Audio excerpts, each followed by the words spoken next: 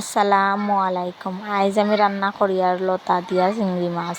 তে আপনারা অকল আমার সাথে থাকা দেখবা না তো আমি কিলাখান রান্না করি। আর লতা ওগুন ফাপ দিয়া পানি ফেলাই দিছি। ওখানে আমি তিনটাই শীতলরে ফাপ দিয়া গোসা ফেলাই দিব। ওখন আমি শীতলর পানির মাঝে লতা ওগুন দিলাইমো ফাপ দিয়া রাখা লতা ওগুন।